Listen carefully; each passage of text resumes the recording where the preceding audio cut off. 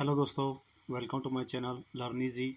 और आज हम आपके लाए हैं संविधान सभा के महत्वपूर्ण पॉइंटों का पार्ट 2। तो देखिए, इसमें हम पार्ट 2 में जो है पार्ट 1 से जो टॉपिक्स हमारे बच गए थे, इंपॉर्टेंट टॉपिक्स, उसका जो है हम इसमें वीडियो कराएंगे। तो चलिए शुरू करते हैं।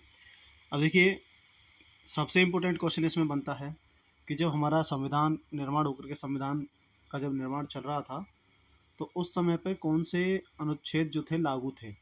तो देखिए, 15 अनुच्छेद जो थे वो 26 नवंबर को लागू कर दिए गए थे। जिन अनुच्छेदों में से जो था वो 5, 6, 7, 8, 9 नागरिकता से संबंधित थे, और आर्टिकल जो 60 था, यानी कि अनुच्छेद 60 था, वो राष्ट्रपति की शपथ से संबंधित था। और 324 निर्वाचन आयोग, 366 एवं 367 निर्वाचन स्पष्टीकरण, ये वो आपके अनुच्छेद हैं जो कि उस समय पे लागू थे जब इंडियन कॉन्स्टिट्यूशन पूरी तरीके से वर्चस्व में नहीं आया था। और उसमें कुछ ये जो आपके कॉन्स्टिट्यूशंस हैं, ये जो आपके आर्टिकल्स हैं, ये उस समय के जो है भारत सरकार अधिनियम से लिए गए थे। आर्टिकल 379, 380, 388, 391, 392 और 393, ये कुछ अस्थायी प्रावधान थे। इनमें 359 से लेकर के 395 तक कुछ अस्थायी प्रावधान थे। ये कुछ समय के ही लागू हुए थे।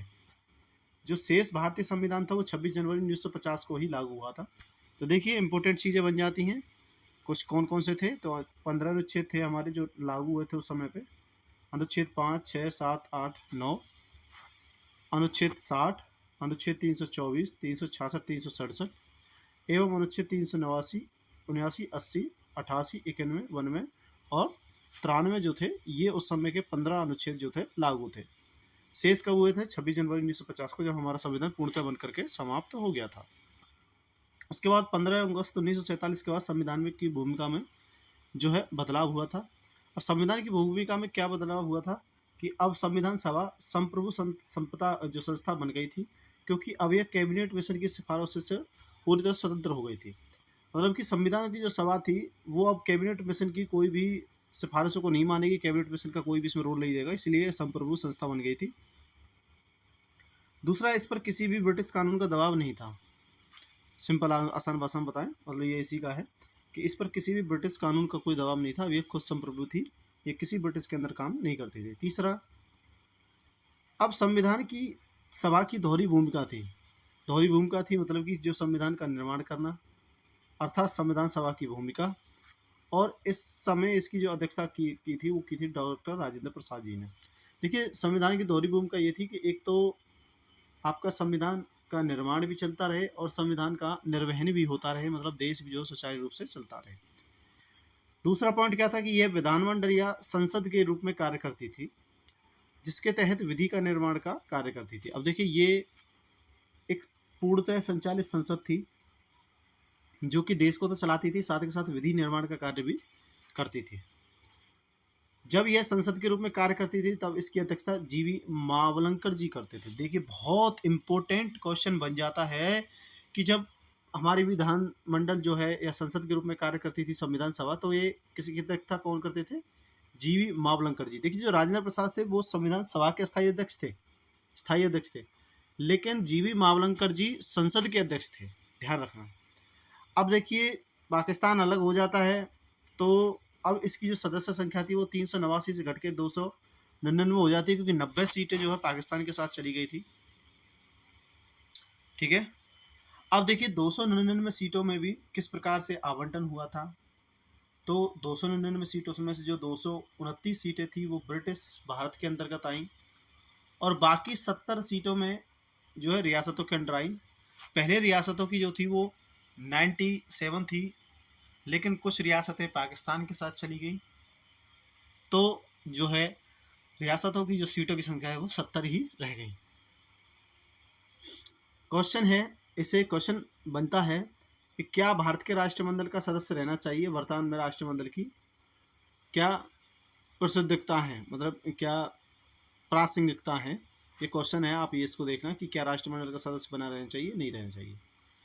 अब देखिए, संविधान सभा के कुछ महत्वपूर्ण निर्णय थे जो कि लिए गए थे, तो चलिए देख लेते हैं इनको। 22 जुलाई 1947 को जो निर्णय लिया जाता है उसमें जो है राष्ट्र ध्वज को मान्यता दी जाती है। जो तिरंगा है हमारा, उसमें राष्ट्र ध्वज को मान्यता दी जाती है। ये 22 जुलाई 1947 को जो है हमारा ये निर्णय लिया जाता है। मई 1949 को जो है राष्ट्रमंडल की सदस्यता को मान्यता दी गई थी। तो राष्ट्रमंडल की सदस्यता को मान्यता कब दी गई थी? मई 1949 को। अब 24 जनवरी 1950 को क्या होता है कि राष्ट्रीय गान जनगण मन अधिनायक जो है को मान्यता दी गई थी। साथ के साथ राष्ट्रीय गीत को भी मान्यता दी गई थी और डॉक्टर राजेंद्र प्रसाद को भारत का पहला राष्ट्रपति निर्वाचित किया गया था। 3 महत्वपूर्ण घटनाएं थी। सबसे पहली 24 जनवरी 1950 को राष्ट्रगान को मान्यता मिलती है। दूसरी घटना है राष्ट्रीय गीत को मान्यता मिलती है। तीसरी घटना है कि डॉक्टर राजेंद्र प्रसाद जो है भारत के पहले निर्वाचित राष्ट्रपति के रूप में कार्य करते हैं। उसके बाद है इस दिन संविधान सभा की अंतिम बैठक थी। 24 जनवरी 1950 को अंतिम बैठक थी तथा इसी समय संविधान सभा ने स्वयं को भंग कर दिया था। तो देखिए ये भी बहुत इंपॉर्टेंट पॉइंट बन जाता है कि 24 जनवरी 1950 को संविधान सभा की अंतिम बैठक थी और अंतिम बैठक में ही इसको भंग कर दिया जाता है संविधान सभा के सदस्यों द्वारा। लेकिन इसके बाद भी यह संसद के रूप में कार्य करती रही। कब तक? 1952 तक, जब तक कि एक नई संसद का गठन नहीं हुआ। संसद के रूप में देखिए एक संविधान सभा के रूप में तो ये बर्खास्त हो चुकी थी 24 जनवरी 1950 को ही, लेकिन जो है एक संसद के रूप में ये 1952 तक जो है कार्य करती रही, क्योंकि उस समय तक जो है संसद का गठन नहीं हुआ था। अब देखिए संसद की कुछ संविधान सभा की कुछ आलोचनाएं थी। आलोचनाएं देख लेते हैं। देखिए एक तो संविधान सभा का प्रत्यक्ष निर्वाचन नहीं हुआ था, ये सबसे बड़ी आलोचना है इसकी। इसका प्रत्यक्ष निर्वाचन नहीं होता, प्रत्यक्ष रूप से हुआ था। इनका निर्वाचन प्रांतीय विधानमंडलों के निम्न सदस्यों के द्वारा किया गया था। जो प्रांतीय विधानमंडल थे उनके जो निम्न सदस्य थे उन्होंने इनको निर्वाचित करके लाया गया था। इसीलिए संविधान सभा सही मायनों में जनता का प्रतिनिधि नहीं थी तथा रियासतों के प्रतिनिधि तो अप्रत्यक्ष रूप से निर्वाचित भी नहीं थे। मतलब ये तो संविधान सभा के तो अप्रत्यक्ष रूप से निर्वाचित थे, लेकिन रियासतों के तो मनोनीत किए गए थे। तो ये पूर्णतः संविधान सभा जनता की प्रतिनिधि नहीं थी। ये पहली आलोचना है इसकी। दूसरी, राजाओं ने इनका मनोनयन किया था, इसीलिए वो जनता के प्रतिनिधि नहीं थे। अब देखिए जो ऊपर आलोचना की गई है, इस आलोचना के गलत ठहराव में, आलोचना के बचाव में भी कुछ जो है तर्क बने थे हमारे। कौन कौन से तर्क थे? पहला तर्क था कि तत्कालीन परिस्थितियों में संविधान सभा का प्रत्यक्ष निर्वाचन लगभग असंभव था। उस समय कंडीशंस ही ऐसी थी कि आप चाहकर भी एक निर्वाचित संविधान सभा का आप गठन कर ही नहीं सकते थे। एक तो ब्रिटिश का दबाव, दूसरा कि भाई देश का शासन चलाना है सुचारू रूप से, तीसरा उस समय पर संविधान, देश के पास इतना पैसा भी नहीं था जो निर्वाचन करवा सकें। दूसरा था कि उस समय देश में राजनीतिक अस्थिरता थी। इसके बारे में बताया था राजनीतिक अस्थिरता ये थी कि भाई मुस्लिम लीग अपना हिस्सा मांग रही है, ब्रिटिश भारत अपना अलग से हिसाब चला रहे हैं, देश में शासन सुचारू रूप से चल नहीं रहा है। तो ये भी राजनीतिक अस्थिरता के कारण थे। तीसरा, राष्ट्रीय आंदोलन अपने चरम पर था। उस समय जो है राष्ट्रीय आंदोलन चरम पर थे और साथ ही उस समय पे एक घटनाएं होती हैं कि कांग्रेस के विरोध में भी कुछ दल खड़े हो जाते हैं। सांप्रदायिक दंगे हो रहे थे। भाई हिंदुस्तान पाकिस्तान के बंटवारे की जब बात चलेगी तो सांप्रदायिक दंगे तो होंगे। तो सांप्रदायिक दंगे हो रहे थे। चुनाव संपन्न कराने के लिए पर्याप्त ढांचा नहीं था। उस समय पे ना तो पैसा का हिसाब था, ना ही कोई एक सिस्टम था। तो चुनाव होना ऐसे समय में इम्पॉसिबल था, इसीलिए अप्रत्यक्ष रूप से चुने गए थे और समय का अभाव भी था। अब भाई तकरीबन आपसे 6 से 7 महीने चुनाव में लग जाते हैं और 6 से 7 महीने उसका रिजल्ट पाने में, तो उतना समय था नहीं संविधान सभा के पास। जनता में अशिक्षितता थी, लेकिन राजनीतिक जागरूकता का भी अभाव था। एक लोग अशिक्षित थे, वो सिर्फ आप दूसरे के कहने से भी वोट डाल सकते थे। इसीलिए जो आने चाहिए थे, जिन्होंने देश के लिए एक्चुअलिटी में कुछ किया था, जो आने चाहिए थे वो आ नहीं पाते। इसीलिए इन सभी परिस्थितियों के कारण संविधान सभा का जो है प्रत्यक्ष निर्वाचन नहीं होता है। अब दूसरा, रियासतों के प्रत्येक का मनोनयन किया जाना था। क्यों किया जाना था? क्योंकि देखो वहाँ अप्रत्यक्ष चुनाव करवाने के लिए पर्याप्त आधार नहीं था। दूसरा है संविधान सभा की दूसरी आलोचना जो ये है कि यह एक संप्रभु संस्था नहीं थी, क्योंकि इसका गठन कैबिनेट मिशन की अनुशंसाओं के आधार पर किया गया था। बिल्कुल सही है, ये एक आलोचना हो सकती है, लेकिन इस आलोचना के तथ्य भी हैं। देखिए 15 अगस्त 1947 की जो संविधान सभा पूरी तरह से संप्रभु बन जाती है, अब यह कैबिनेट मिशन की अनुशंसाओं से मुक्त थी। हाँ, बनाया गया था कैबिनेट मिशन के प्लान के तहत पे, लेकिन बाद में कैबिनेट मिशन प्लान को उन्होंने जो है डिस्क्वालीफाई कर देते हैं और बाद में जो है ये अपने आप से अपने सुचारू रूप से जो है क्या करते हैं, ये खुद से कार्य करना और निर्णय लेने का कार्य करती है। इसमें यह प्रस्ताव भी पारित किया गया था कि यह अपने सभी निर्णय पूर्ण रूप से स्वतंत्रता से लेगी। तीसरी आलोचना है कि कुछ आलोचकों का मानना है कि संविधान निर्माताओं ने संविधान को पूरा करने में अधिक समय लिया था। इसे पूरा करने में 2 वर्ष 11 माह 18 दिन का समय लगा, जबकि अमेरिकी संविधान निर्माताओं ने मात्र 4 माह में इसे पूरा किया था। ये बात भी ठीक है, भाई अमेरिका का जब 4 महीने में पूरा हो रहा था, तुम 2 साल 11 महीने क्यों ले रहे हो? तो इसकी आलोचना के कुछ तार्किक हम देते हैं। देखिए, पहला तो भारत एवं अमेरिका की परिस्थितियां भिन्न थी। अब भिन्न कैसे थी? कि देखिए, भारत एक बहुसांस्कृतिक, बहुभाषाई, बहुधार्मिक देश है। भाई धर्म बहुत है, भाषाएं बोली जाती थी, संस्कृति बहुत थी, और हमारा सामाजिक ढांचा जो है अत्यंत जटिल था। आप किसी भी एक भाषा धर्म के बारे में आप कुछ कर दीजिए, दूसरे धर्म वाले उसका विरोध करेंगे। इसमें अनेक जनजातीय तथा एक सामाजिक रूप से पिछड़े वर्ग भी थे तथा अल्पसंख्यकों एवं वंचित वर्गों के लिए विशेष प्रावधान भी करने थे। देखिए, समय भी था, जनजातियां भी थी, वहां पर जनजाति नहीं थी, कास्ट सिस्टम नहीं था अमेरिका के अंदर, जनजातियां नहीं थी। जबकि अमेरिका का सामाजिक ढांचा जटिल नहीं है, जैसी भारत में विविधताएं थी। हालांकि अमेरिका में भी रेड इंडियंस में अमेरिकी मूल के लोग रहते थे, लेकिन उनके हितों के लिए संविधान में कोई उपाय नहीं किया गया। जो अफ्रीकी मूल के लोग रहते थे, ब्लैक्स जो रहते थे, और जो पहले रेड इंडियंस रहते थे, उनके लिए संविधान में कोई हिस्सा नहीं था अमेरिका के संविधान में, लेकिन हमारे संविधान में हिस्सा दिया गया है। अब अमेरिकी जो संविधान है वो अत्यंत संक्षिप्त है, बहुत छोटा है, इसमें केवल 7 ही आर्टिकल थे। जबकि भारतीय संविधान अधिक विस्तृत है, क्योंकि इसमें भारतीय संविधान की प्रत्येक बात को विस्तार से स्पष्ट किया गया है। मतलब टकराव का कोई कारण ही नहीं है, आप टकराव हो ही नहीं सकता। अब एक कहाँ 7 आर्टिकल, कहाँ 400 500 आर्टिकल, तो देखिए बहुत ज़्यादा समय पड़ता है, समय भी लगता है।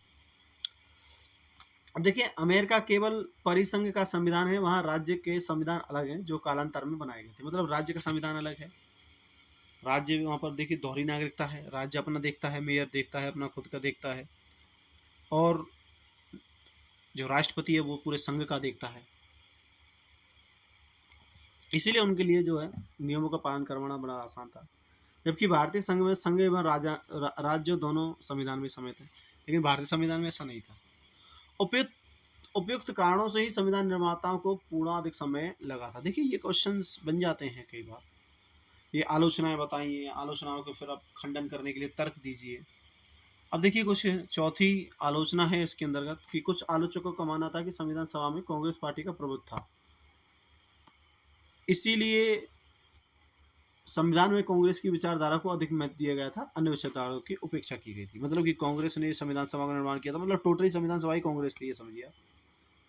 तो अब जिसका वर्चस्व होगा भाई वो तो अपना कार्य कराएगा। अब ये एक आलोचना है, लेकिन आलोचना का कोई तर्क देते हैं हम। तो देखिए, पहला तो संविधान सभा में कांग्रेस के सदस्य अधिक होने के बावजूद कांग्रेस ने संविधान सभा को अधिक प्रभावित करने की कोशिश नहीं की। हाँ, प्रभावित तो किया था, ये मानते हैं, लेकिन अधिक प्रभावित नहीं की थी। उन्होंने अप्रत्यक्ष रूप से चुनाव भी कराए थे। अधिकांश निर्णय जो है सर्वसम्मति से लिए गए थे, वोटिंग थी, वोटिंग होती थी अधिकांश निर्णयों के लिए, भाई हाँ ये होना चाहिए, नहीं होना चाहिए, सर्वसम्मति से लिए गए थे। संविधान सभा का प्रारूप समिति ने तैयार किया था। जो संविधान सभा जो बनाई गई थी उसका जो ढांचा है वो प्रारूप समिति ने तैयार किया था, जिसके अध्यक्ष डॉक्टर BR अम्बेडकर जी थे, जो एक नॉन कांग्रेसी थे, ऐसा भी नहीं कह सकते। प्रारूप समिति में केवल कांग्रेस के 2 सदस्य थे, KM मुंशी एवं TT कृष्णाप्रसाद, यही 2 व्यक्ति थे कांग्रेस के अंदर, बाकी जो 5 थे वो गैर कांग्रेसी थे। तो उन्होंने ढांचा तैयार किया। इससे सिद्ध होता है कि संविधान के प्रारूप में निर्माण में कांग्रेस का कोई प्रभुत्व नहीं था। ठीक है, चलिए देखिए, अब 5वीं आलोचना इस प्रकार है कि कुछ आलोचकों के अनुसार जो संविधान सभा में अधिकांश सदस्य हिंदू थे, इसीलिए इस पर हिंदू विचारधारा का प्रभाव है। तो देखिए, उपयुक्त आलोचना भी ठीक नहीं है। अब क्यों ठीक नहीं है, इसके कारण भी दिए जाएंगे। देखिए, क्वेश्चन UPSC में वो ऐसे ही पूछता है आपसे, जिससे कि आपको पता चले कि आपके विचार संविधान के प्रति क्या है। देखिए, संविधान सभा के सदस्यों का जो निर्वाचन है वो आनुपातिक प्रतिनिधित्व पद्धति के द्वारा हुआ था। अब चूंकि उस समय पे हिंदू बहुसंख्यक थे, इसीलिए उसी अनुपात में हिंदू सदस्यों का निर्वाचन भी हुआ था। अब दूसरा जो पॉइंट है कि देश के विभाजन के बाद मुस्लिम लीग के अधिकांश सदस्य पाक में चले गए थे। इससे भी जो है हिंदुओं का अनुपात थोड़ा सा बढ़ गया था। भाई पाक में चले जाएंगे मुस्लिम लीग के लोग तो वहाँ पर तो नॉर्मल सी बात है, अनुपात का जो है इनबैलेंस होना जरूरी है। अब देखिए, हिंदू सदस्य अधिक होने के बावजूद भारतीय संविधान एक धर्मनिरपेक्ष संविधान है। ये सबसे बड़ी खासियत है हमारे संविधान की कि हिंदू अधिक होने के बाद भी एक धर्मनिरपेक्ष संविधान है। दूसरा, धार्मिक स्वतंत्रता एक मूल अधिकार के रूप में दिया गया है। ऐसा नहीं है कि सिर्फ एक धर्मनिरपेक्ष सिर्फ कहने के लिए, बाकायदा एक आपको पता है इसके लिए आर्टिकल्स है हमारे पास कि धार्मिक स्वतंत्रता लोगों को रहेगी और धार्मिक आधार पर किसी भी प्रकार का भेदभाव नहीं किया जाएगा। छठवां पॉइंट है कि धार्मिक अल्पसंख्यक जो हैं, जो धार्मिक अल्पसंख्यक मतलब जिस धर्म के लोग थोड़े से कम हैं, उनके संरक्षण के लिए विशेष उपाय भी किए गए थे।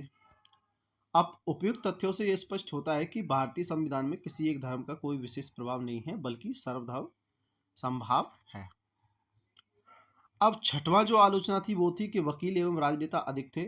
इसमें किसान व मजदूरों को पर्याप्त प्रतिनिधित्व नहीं था तथा वकीलों के कारण इसकी भाषा अत्यधिक जटिल है। अब देखिए, उपयुक्त आलोचना भी ठीक नहीं है। अब क्यों नहीं है? क्योंकि वकील एवं राजनेता ही संवैधानिक एवं राजनीतिक मामलों के जानकार होते थे। ये बात सही है कि भाई संवैधानिक मामले क्या होंगे, किस हिसाब से देश को चलाना चाहिए, अग्रगामी सोच क्या होनी चाहिए, इन मामलों के नेता जो थे संवैधानिक एवं राजनीतिक मामलों के जानकार होते थे तथा प्राय सभी देशों में ही इनके द्वारा संविधान तैयार किया जाता था। आप किसी भी देश को उठा करके देख लीजिए, वहाँ पर वकील और राजनेताओं ने ही बनाया, क्योंकि मजदूर और किसान वर्ग उस समय का हमारा इतना शिक्षित नहीं था, तो इसीलिए उनकी भागीदारी ज़्यादा थी। अब जहाँ तक किसान और मजदूरों का प्रश्न है, उसमें राजनीति की जागरूकता की कमी थी। देखिए, यही बात कही गई है। इसके बावजूद संविधान में उसके हितों के लिए पर्याप्त संरक्षण दिया गया है, लेकिन इसके बाद भी जो है हमारे कॉन्स्टिट्यूशन में उनके हितों के लिए संरक्षण की बात की गई है। अब देखिए, इसके बाद हम भारतीय संविधान के स्रोत से जुड़े हुए प्रश्न लेकर के आएंगे। ठीक है, तो अगर वीडियो आपको अच्छी लगी है तो वीडियो को लाइक करें, चैनल को सब्सक्राइब करें और आगे भी हमारी वीडियो आपको मिलती रहे, तो इसके लिए हमसे जुड़े रहें।